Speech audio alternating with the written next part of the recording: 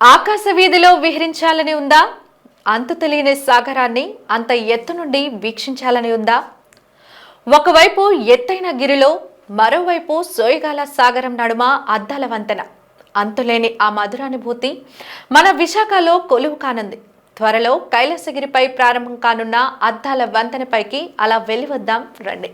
తూర్పు కనుమలను వీక్షిస్తూ సాగర సోయగాలను చూస్తూ గాలిలో తేలియాడే అనుభూతిని కల్పిస్తున్నారు ఆంధ్రప్రదేశ్ రాష్ట్ర పర్యాటక శాఖ. ఈరోజు మనం కైలాసగిరి శిఖరంపై ఏర్పాటు చేసినటువంటి స్కై వాక్ గ్లాస్ బ్రిడ్జ్ మీద ఉన్నాం. చూసిన గ్లాస్ బ్రిడ్జ్ ఎంత సోయగాన్ని అందిస్తుందో, ఎంత చక్కని ఆహ్లాద వాతావరణం నడుమైతే కనుక గ్లాస్ బ్రిడ్జ్ ఇక్కడ పర్యాటకులందరూ ఆకర్షించేందుకైతే కనుక సంసిద్ధమవుతోంది. మరికొద్ది రోజుల్లో, అంటే మరికొద్ది రోజులు 10 రోజుల లోపే ఇంతటి భారీ ఎత్తున నిర్మిస్తున్నటువంటి ఈ గ్లాస్ బ్రిడ్జ్ని పర్యాటకులకు అందుబాటులోకి తీసుకొచ్చేందుకైతే కనుక ఇటు విఎంఆర్డీ అదేవిధంగా రాష్ట్ర పర్యాటక శాఖ కూడా చర్యలు చేపడుతుంది. ఇప్పటికే చకచకా పనులు కొనసాగుతున్నాయి.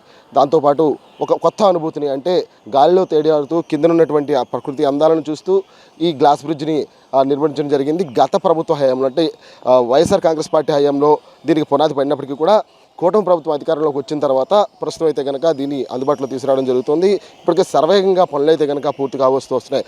ఇప్పుడు దీని ప్రత్యేకత కూడా ఏంటంటే, ఈ పొడవాటి, భారతదేశంలోనే అతి పొడవాటి గ్లాస్ బ్రిడ్జ్గా దీన్ని చెప్తూ వస్తున్నారు. ఇప్పటికే భారతదేశంలో 2-3 చోట్ల, అంటే బెంగళూరు, చెన్నై లాంటి ప్రాంతాల్లో ఉన్నప్పటికీ కూడా విశాఖపట్నంలో ఇంతటి అందాలను చూపించే, ప్రకృతి అందాలను చూపించేటువంటి ఒక అనుభూతిని చూపించి అందరినీ ఆకట్టుకునే విధంగా ఇటు పర్యాటక శాఖ అయితే కనుక ఏర్పాటు చేసినటువంటి ఈ గ్లాస్ బ్రిడ్జ్ తప్పనిసరిగా ఇటు పర్యాటకుల హృదయాలను గెలుస్తుందని చెప్పడంలో కూడా ఎటువంటి అతిశయోక్తి లేదు.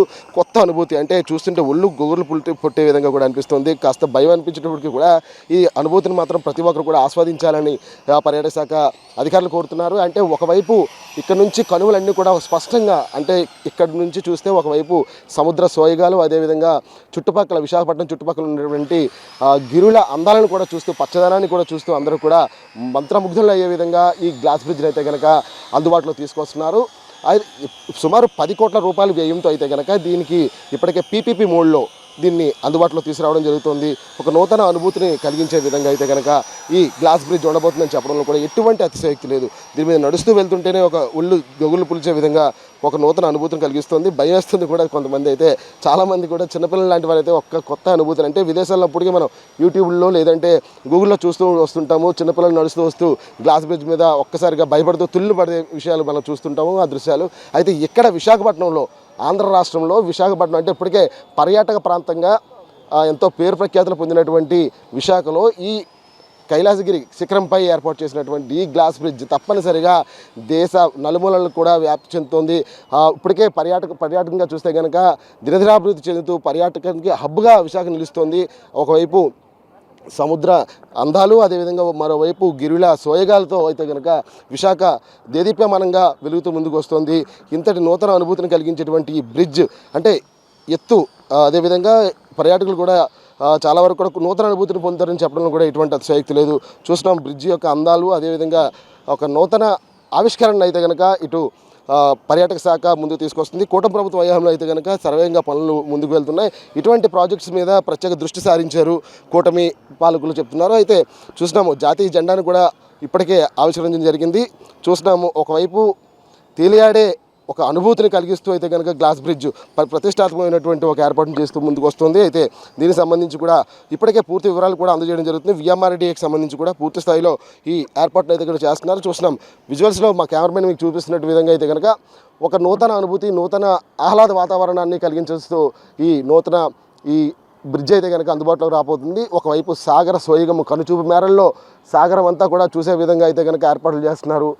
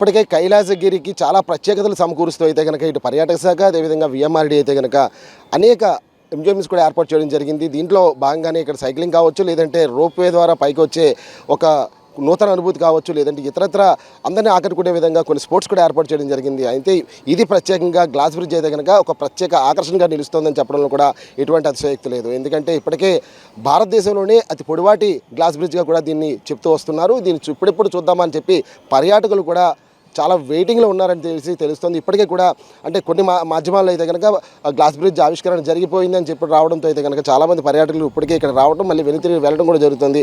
ఎప్పుడెప్పుడు ఇది అందుబాటులోకి వస్తుంది, ఎప్పుడెప్పుడు విశాఖ అందాలను నూతన సోయగాలను కూడా చూద్దామని చెప్పి పర్యాటకులు అందరూ కూడా వెయిట్ చేస్తూ వస్తున్నారు. అయితే దీనిలో 30 మంది మాత్రమే దీని కెపాసిటీ ఉంటుంది. అయితే 30 మంది అది కూడా ఒక నిర్ణీతమైనటువంటి సమయం వాళ్ళకి కేటాయించడం జరుగుతుంది.